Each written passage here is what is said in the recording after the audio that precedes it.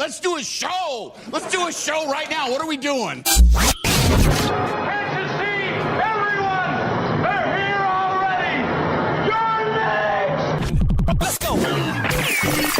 Welcome to the future, where the glass is half full and you'll need new glasses, where you'll be jumping from conclusions. The past is annulled, and a new future is born. Never before in history has so much meant so little to so many.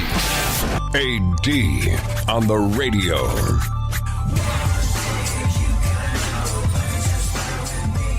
So today, I sympathize with you. I have empathy for what you're going through. And I sympathize with how it makes you feel.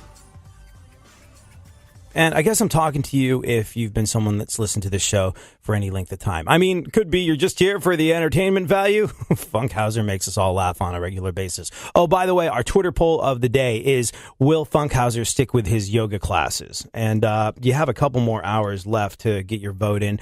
Yes, for life is one of the answers. Just for a couple of weeks.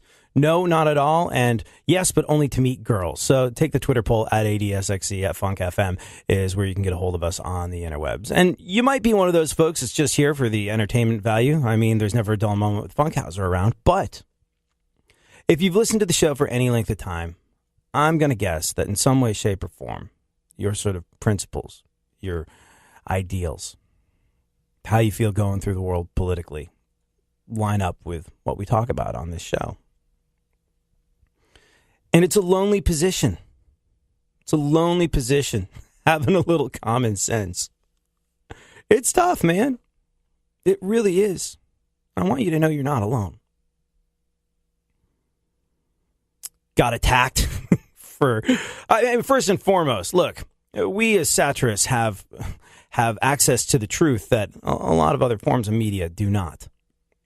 We also have the right and ability to have fun in these situations. So, like every politician that has come before him, when something where there's a piece of low-hanging comedic fruit to be picked happens to Donald Trump, well, we're going to take advantage of that because it's what we do. Obama, you're out. Trump, you're in. And I'll leave it at that for today. However, doesn't mean we're taking sides, doesn't mean we're picking sides. Why? Because that's not healthy. The world's not black, the world's not white. There's a lot of gray. And in the gray, where we spend most of our time on this show, that is where you're most likely to find anything that resembles the truth. Had people go after me over the last couple of days saying, oh, you're just coddling the liberal snowflakes on your show. What are you thinking? What are you thinking? I had people go after me saying, hey, you know how you said that 700 assembly line jobs were going to be coming into Michigan because of Donald Trump's economic policies, and you were happy for the workers in Michigan that got a job? Well, you've just aligned yourself with Cheeto Jesus, the orange president, and you can feel to delete me from your friends list. Brr, brr, brr. Kidding me? I'm not going to let a thing like this get in the way of being friends.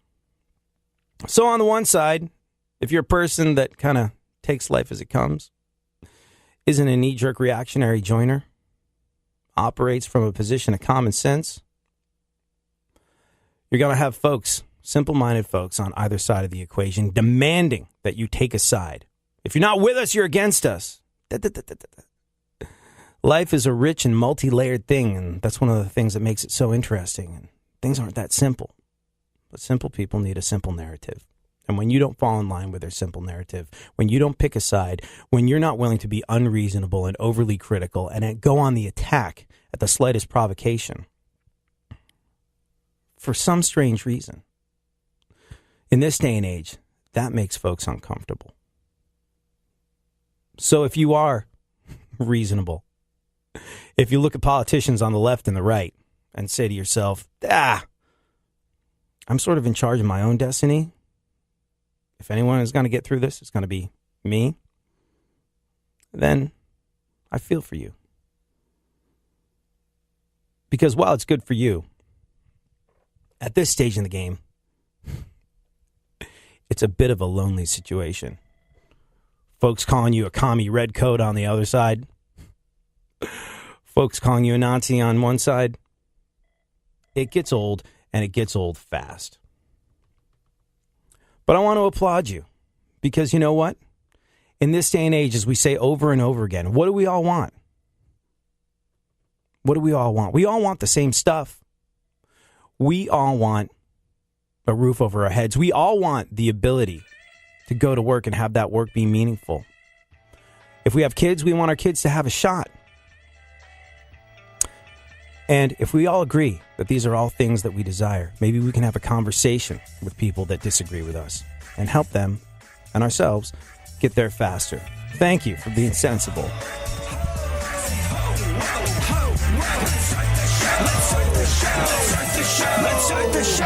Real radio. Real radio. 104.1.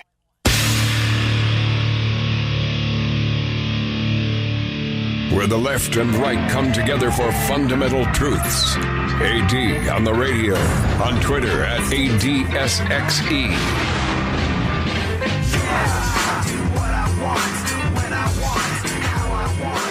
All right, Funkhauser. Whoa, what's going on here? It sounds like... Oh my God! That is way too close to the studio. Was that the Batcopter from Batman vs. Superman Dawn of Justice taking off? I do right believe by it our was. studio? Mm-hmm. How is that even possible? How is that a thing? Whoa, it's coming back. Look out. Oh God!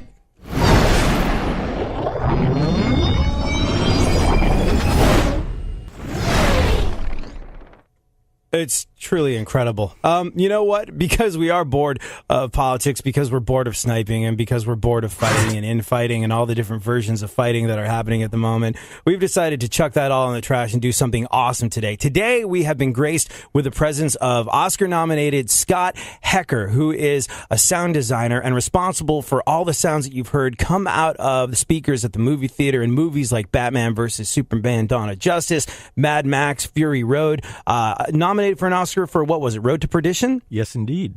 Mm-hmm. And the list goes on and on and on. But Scott Hecker, welcome to the show. Thank you so much for joining us. Thank you. Great to be here this morning. Can't wait to get into it. That's that's amazing. So, I mean, there's a whole backstory that I want to get out of you. But first and foremost, play that again, Funkhauser. What? The Batcopter, ding dong. It flew away. What do you want me to bring it back? Yes, I do. Whoa.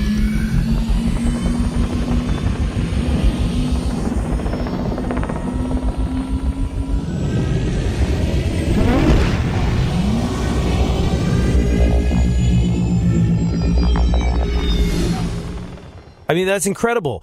I'll start where I'm most curious. How'd you do that? Like, how did you do that? We just went out and recorded it. So, what is that? An actual helicopter? Or no, not at all. Okay. Yeah, it's formerly known as the Batwing, and our code, I had to get out of calling it the code because we weren't allowed to call it what it really is, just to keep things really secret. We knew it as the Sally Jupiter, and but that's just a little behind the scenes. Everything when you're working on these films is sort of code words so that people don't know what you're talking about. But that is a conglomeration of quite a few different sounds. The one thing that we didn't want to use is the typical jet material that you usually hear for, strange spacecraft and things like that. So we actually, the base of that sound is from electric cars. A couple different electric cars. Yes. And we do have, I mean, that's what gives it that really high-pitched whine. And obviously it's highly manipulated and modulated. And some of the weird, wacky sounds at the end after it goes by, like goo, that is made by a bull roarer. It's sort of like a primitive instrument that you swing around your head, and it makes very interesting sounds. And so, you're probably thinking like, well, how did you think about using that? And really, it's all about playing in the sonic sandbox. It's sonic alchemy, and you just go through your library listening to different things, and you go, wow, that sounds cool. I could use that for X, Y, or Z. Wow. So we processed a lot of the electric car sounds as a base, added bull roar things, and different synth tones from various synth libraries that we have.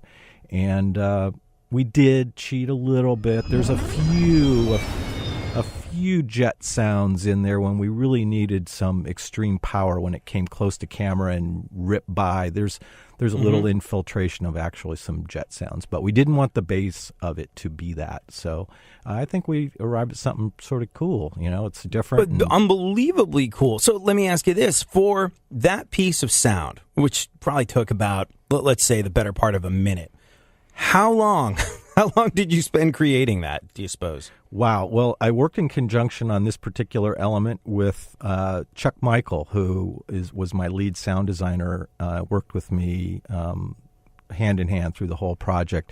And it took over a long period of time, actually, probably over about a 6-week period of time, because you're sort of working on different elements at the same time. And sometimes when you sort of get stuck, you pop over to a different element that you're being challenged with. And so you sort of are juggling a handful of things that you're developing. And we'll send like certain sounds off to the director and the film editor and say, hey, does this tickle your ear? How do you like this sound? And so it's really hard to put an hour number on how many hours it took to develop it. It really is, because it's an evolution almost.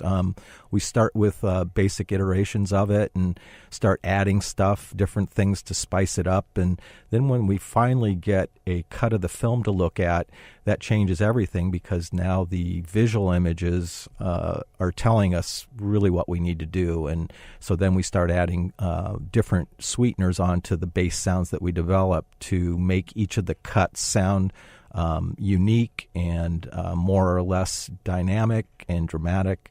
And that's the fun of the gig, is you can come up with the sound. It's like, okay, you got to come up with the sound of the bat wing without even looking at film. It's a flying object, so you can start there. But until you get film and see what it looks like and the maneuvers it's making and how it interacts with the camera and whatnot, really dictates the extra sounds and the sweeteners that we end up adding to those. So it's fun. You've worked on pretty much only the biggest movies over the last 39 years you've been doing this for.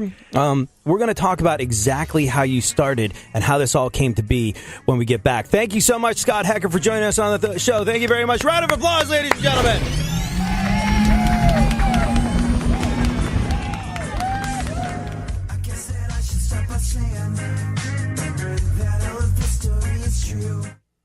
It's okay to disagree. It's not okay to be understimulated. Well, I was just thinking that. This is KPRC 950. Don't get the blues, get all the news. We mean all of you guys out there in Radio Land. All aboard! He's back. AD on the radio. Give it up, yeah. Give it up, yeah. Bring this on, come on, come on.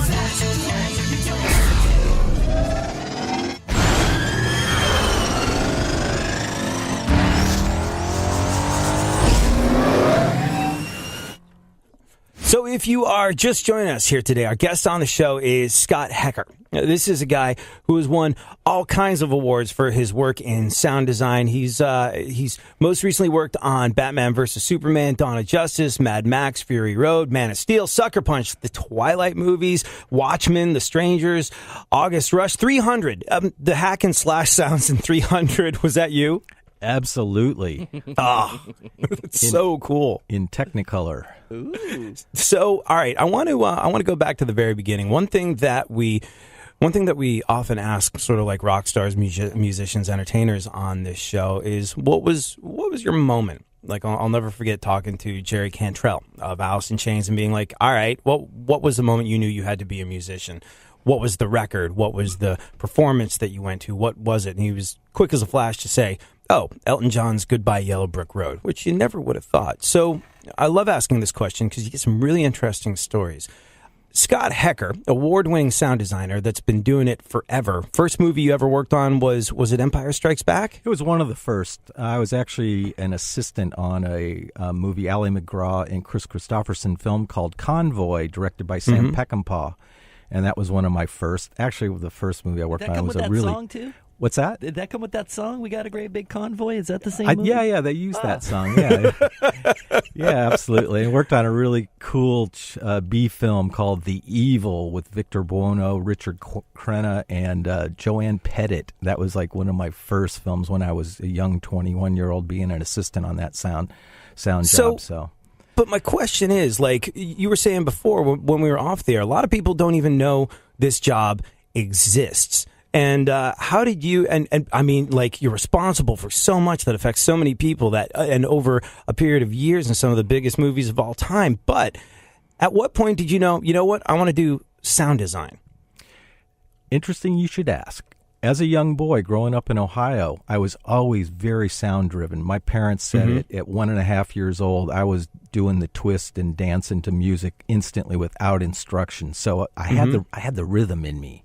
And I know that's on a musical level, but growing up in Ohio, in our backyard, we had huge ravines, and we used to go down there and build tree forts and just hike around. And it was a huge canopy of forested trees, and I always was marveled at the cool sound of reverb. Everyone likes that sound of reverb.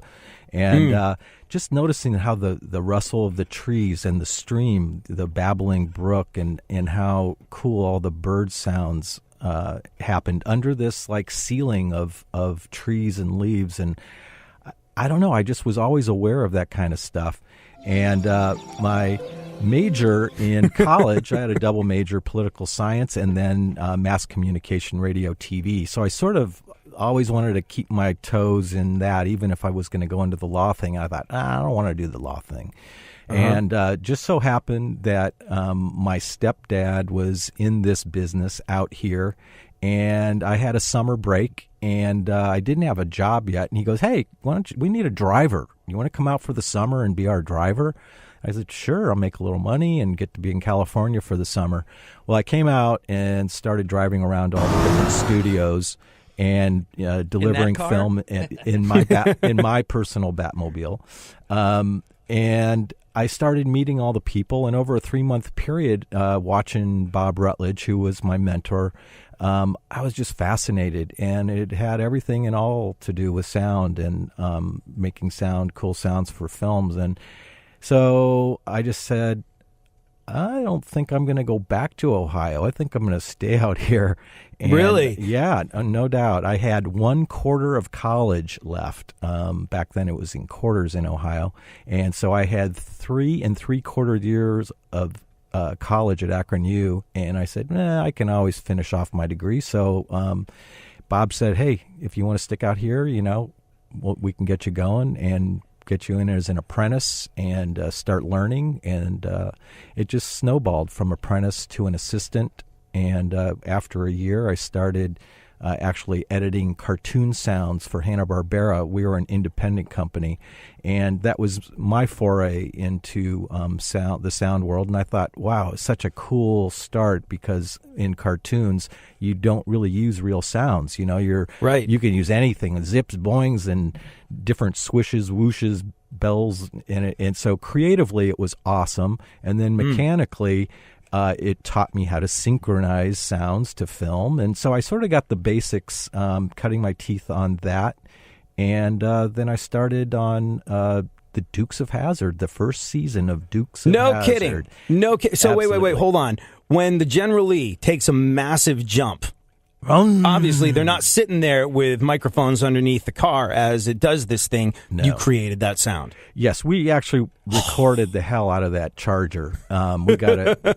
We got a full set recording of that and developed all the sounds of the General Lee and all its machinations, and the couple different cop cars that Boss Hogg, he drove around in his Cadillac, and Cooter had his tow truck. And, Yeah, he did. And Daisy Duke had her Daisy Dukes.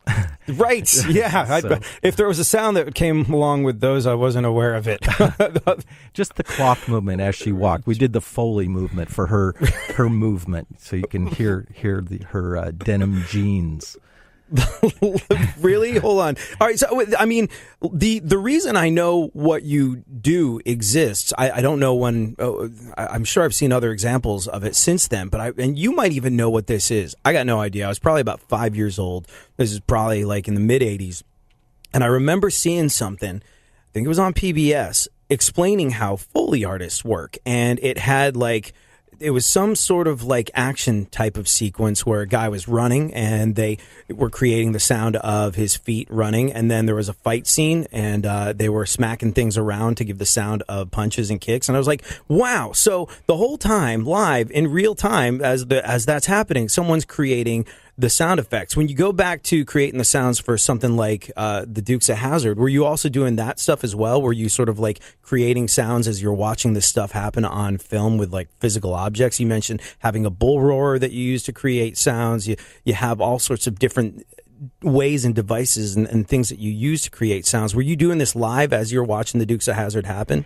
No, I didn't. I was not a Foley artist. I did have a guest spot as Chewbacca in Empire Strikes Back, but that was what? That was not my main talent because it is specialized. Hold on.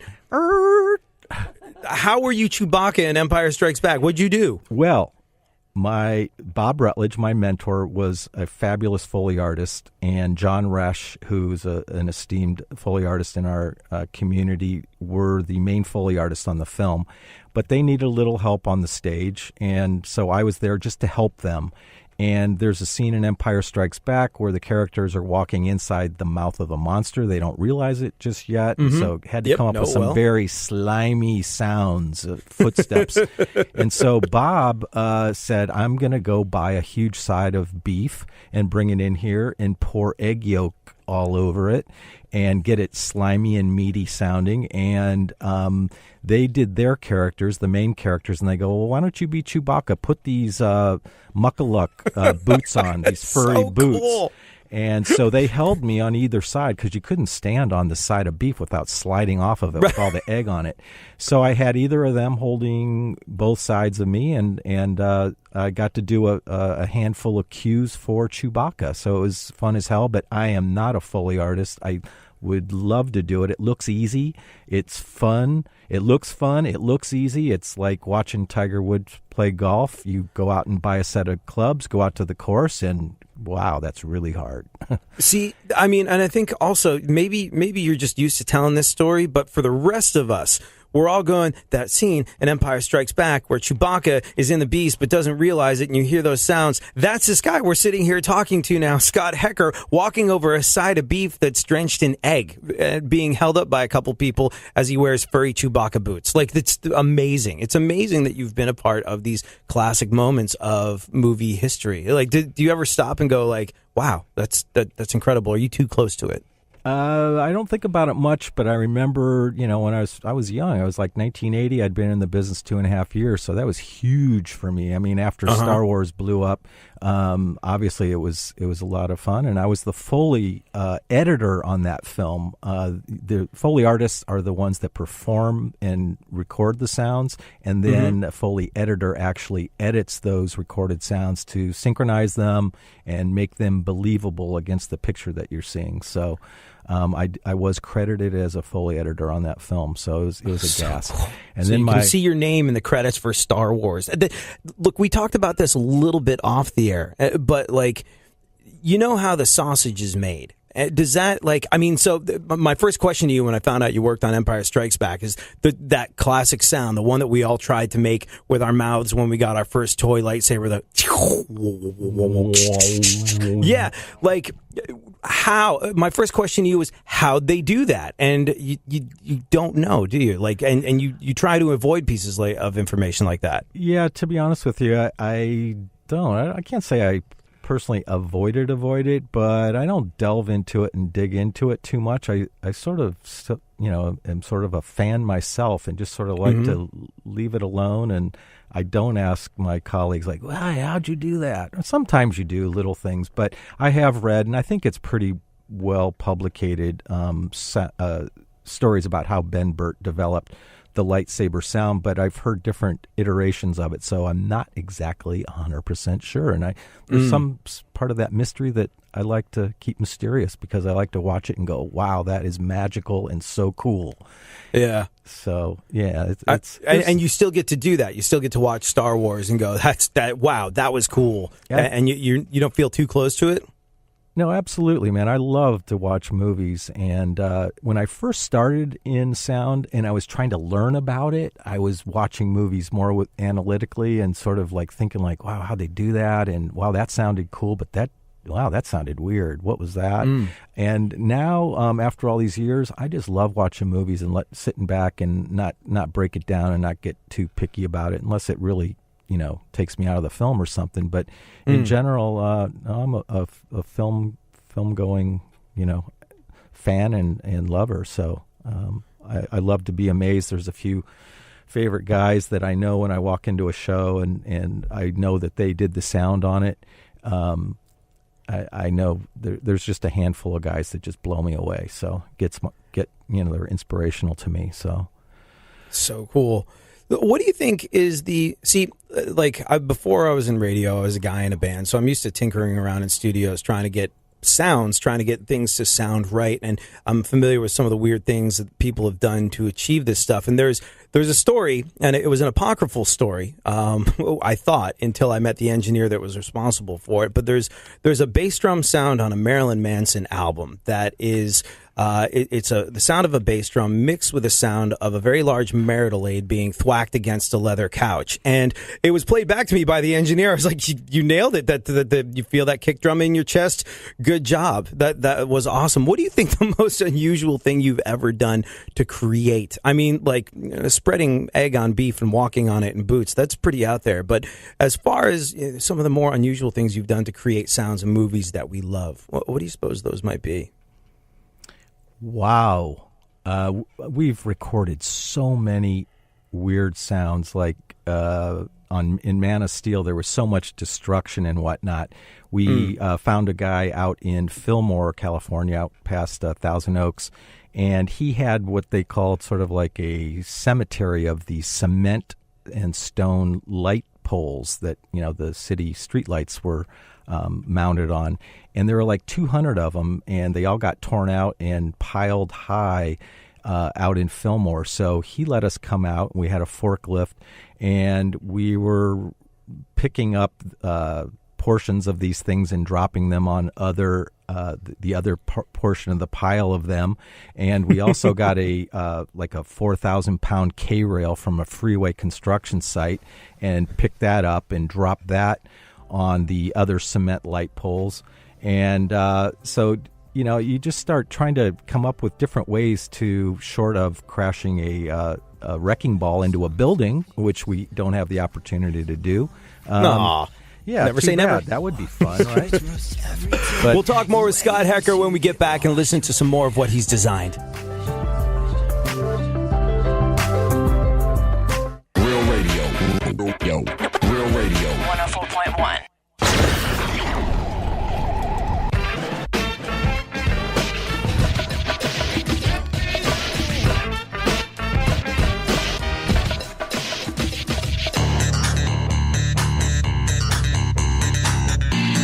Now, more AD on the radio.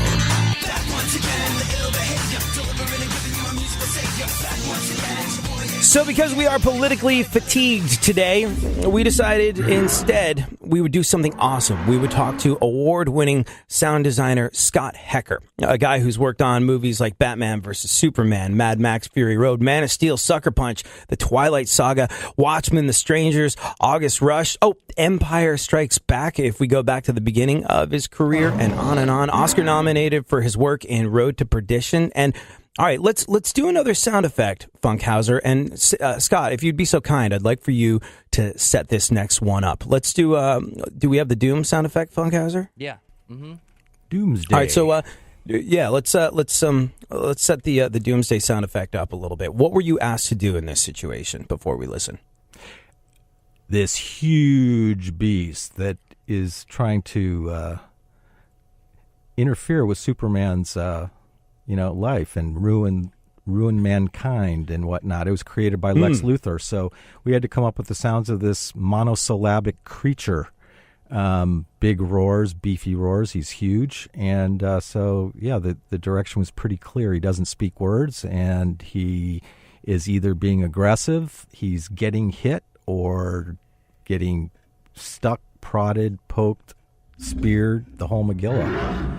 So there you go. And as you can imagine, it's a conglomeration of human voices, various animalistic voices, and with a lot of processing, obviously.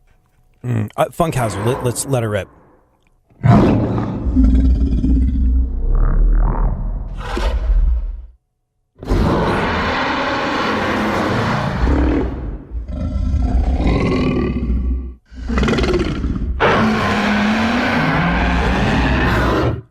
Excuse me.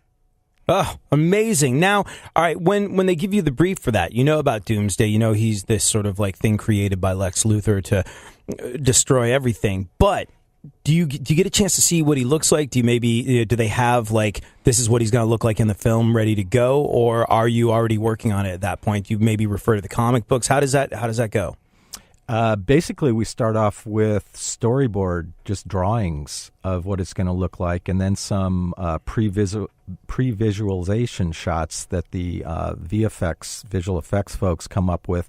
So it's sort of like an evolution for them as well, starting from pencil sketches to previs and then to final visual effects updates in detail and whatnot. So we sort of follow along. The easier part about Doomsday is we just know that the guy doesn't have much of a range. He's a roarer, right? Right. So we immediately started on creating very beastie and huge sounds, from attack sounds to being hit himself to dying, pissed off sounds, the whole gamut. And then when you finally get the final visual effects, that's where all the details come in, where you're starting to tweak different elements in different ways. But there's so many different animal sounds in there, and my brother Gary, he's a vocal artist as well as a Foley artist, and he performed some of the more detailed personality types of groans and grumbles as Doomsday is coming out of being born, and he's coming out, just some of the more grumbly sounds and things. Gary did that. But when it comes to the big on roars, it's everything from lions, tigers, bears, walruses, horses. It's the Barnyard Special. So, but the hard part about part about that though is when you start stacking different animal sounds on top of one another, sometimes it'll sound like three things at the same time. I don't know if you've gone to a film with a monster in it, and if it's not done well, you can go, wow, I heard like three different animals in there. So the key to it is to really make it believable, so it melds together and morphs. All these different sounds morph together and work together to sound as one, and not like stacked up layered stuff. Are you going with a long stick and a microphone and poking lions at the zoo to get these sounds? Like, where does a lion sound come from? Well, we've got great sound effects libraries, but I have recorded lions out in Tahunga, different animals out in Tahunga at the way station, the nature way station out there. We went a number of years ago and recorded monkeys, apes, cougars, lions, tigers, the whole thing. So we've got some really great recordings of all that stuff. And we have fun with it all the time. And if there's something that we need, like then I needed like additional animal sounds when I worked on Hollow Man with Paul Verhoeven. The whole part of the film has to do with different animals that he has in a compound that they do experiments with, trying to make them disappear and whatnot. So we went to dog kennels and recorded dogs and all sorts of different things. But yeah, it's a gas. Sometimes you have to sit there and wait, for an hour for a certain animal to make a certain sound. You have to be patient.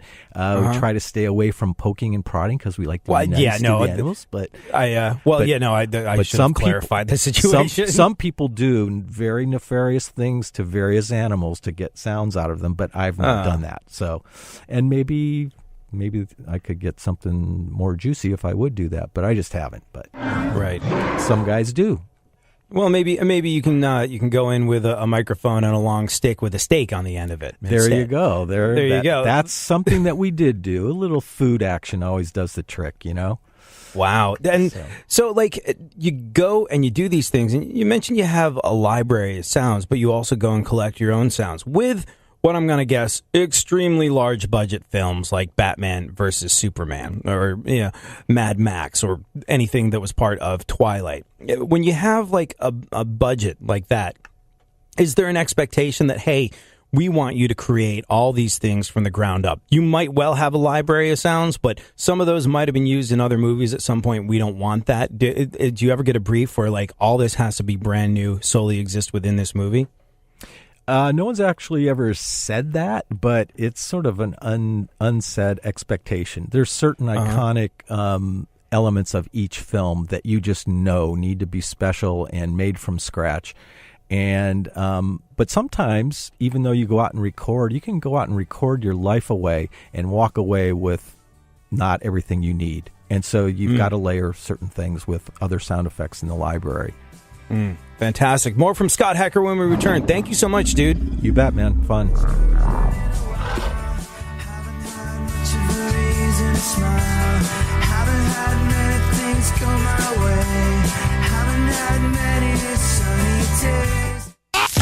Real radio. 104.1. There's something happening here, and you should know what it is. The dumbing up of America. Now, more AD on the radio.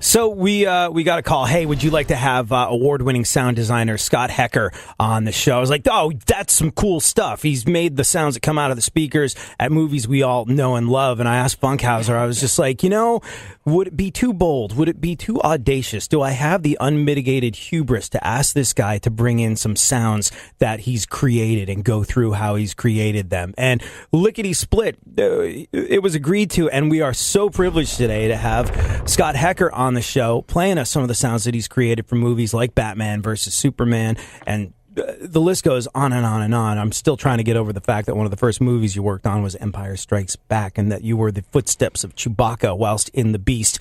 Incredible stuff. But we've had the Batwing, we've had Doomsday. We have go through those real quick, Funkhauser. Play the just because it's awesome. Play the Batwing.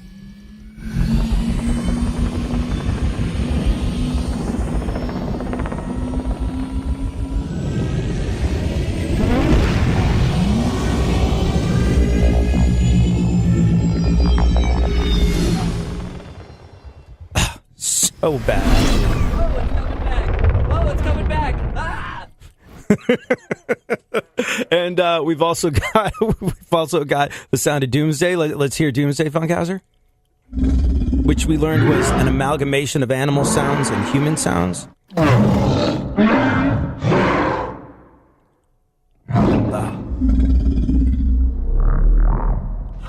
Sounds like us first thing in the morning.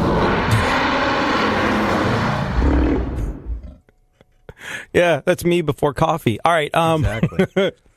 All right. And what we have? Do we have one more, Funkhauser, Scott?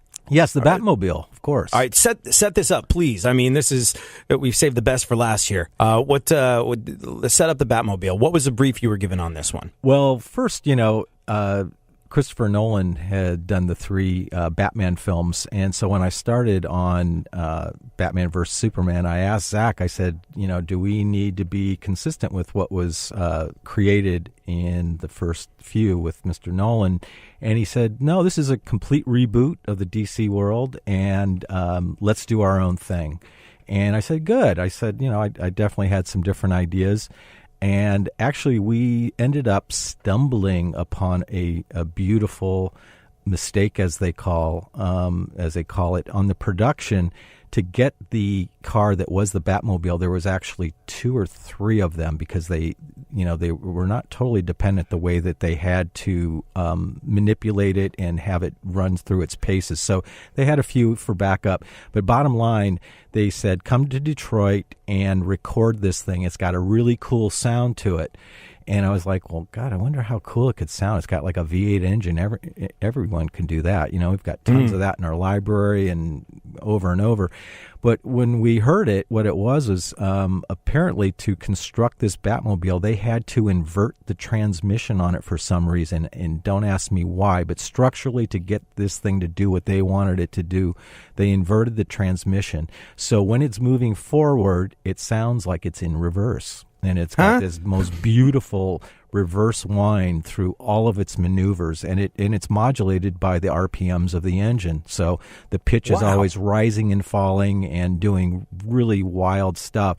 So when we sent John Fasal, he's a great field recordist, to record this thing. They wouldn't let us run the car through its paces at all. They said, you can only record our testing maneuvers. As we test this thing and run it through its paces, you can record it. So John took about 3 hours and mic'd this thing up, put microphones on the engine, the tailpipe, and then, of course, since this transmission had such a cool sound, we mic'd that exclusively as well. So we would have separation of those 3 elements. And so the engine, it wasn't that interesting. Like I said, a V8. But this whine, we had this isolated recording of this whine, which I've never had. And it's pretty hard to drive a regular car around in reverse and record it for very too long. Bad things can happen, right? Right.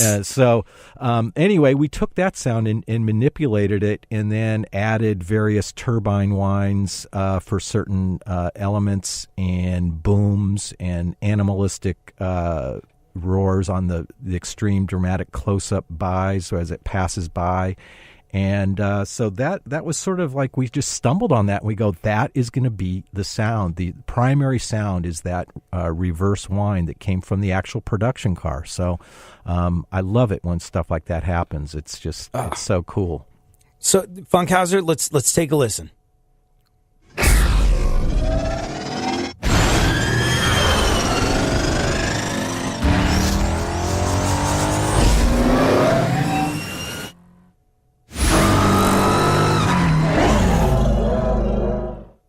Oh my gosh.